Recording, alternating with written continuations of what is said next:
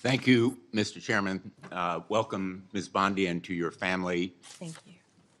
Thank you for visiting with me in my office. And I have to say, I'm sympathetic always to a former Attorney General, particularly having been one myself. But I have to say also, really troubled, deeply disturbed by some of your responses and non-responses to the question that you've been asked today. You say the right things, that you're going to be the people's lawyer. That's what you have to say to be here. But I believe being the people's lawyer means you have to be able to say no to the President of the United States. You have to speak truth to power. You have to be able to say that Donald Trump lost the 2020 election. You dodged that question when you were asked directly by Senator Durbin. You have to be able to say that January 6th insurrectionists who committed violence shouldn't be pardoned. You have to be able to say that a nominee for the FBI director who says he has an enemy list, and that's just the beginning of what he has said in terms of politicizing, deeply weaponizing the FBI against political opponents, that he shouldn't be the FBI director. You know,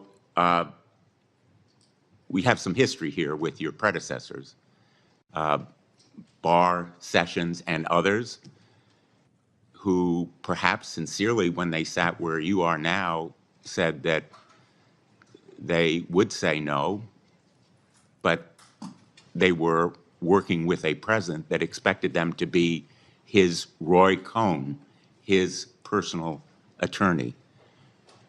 Do you really think that you can avoid the disgrace that they encountered or the repercussions from the White House if you say no to the president? And so my question to you is, can you say no to the President of the United States when he asks you to do something unethical or illegal? Senator, first, I need to clarify something that you said, that I have to sit up here and say these things. No, I don't. I sit up here and speak the truth. I'm not going to sit up here and say anything that I need to say to get confirmed by this body. I don't have to say anything. I will answer the questions to the best of my ability and honestly. Let me ask you,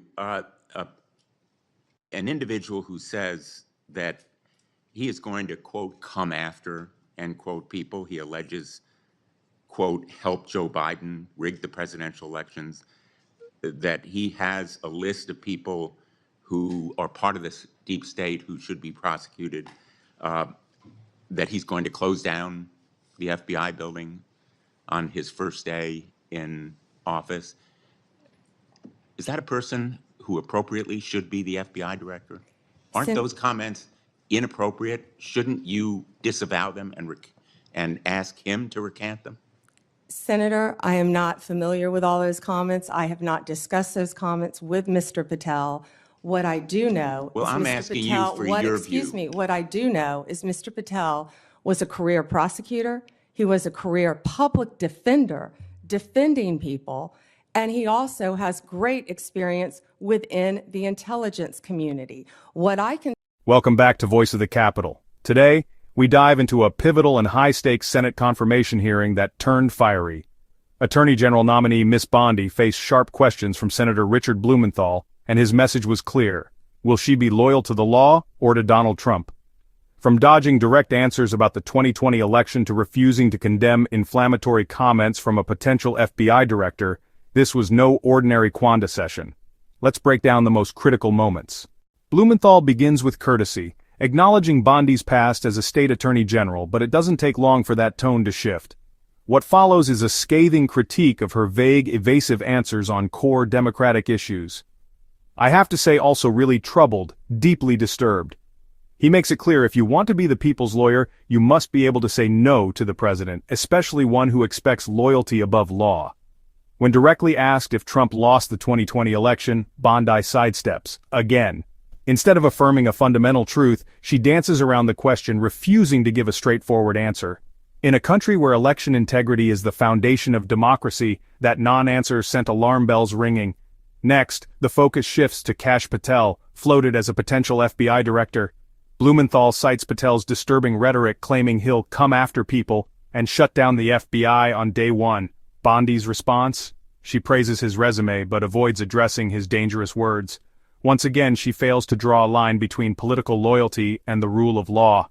Tell you is Mr. Patel, if he works with running the FBI, if he is confirmed, and if I am confirmed, he will follow the law if I am the Attorney General of the United States of America, and I don't believe he would do anything otherwise.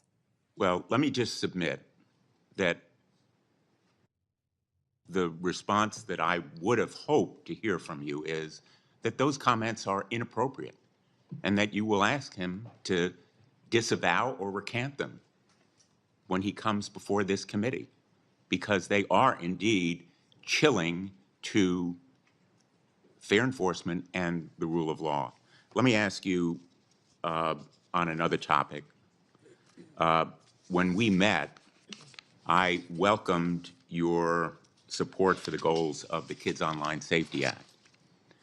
And Senator Blackburn and I have spent a lot of time, devoted a lot of effort to the passage of the Kids Online Safety Act, which happened by an overwhelming vote of 91-3, 72 co-sponsors, including Vice President-elect Vance. I appreciated our discussion and your support for protecting kids online when we met last week. I'm hopeful that this area is one where we can work together. Can we count on your support in working together to protect kids online? Senator, absolutely, and thank you for that legislation, and Senator Blackburn.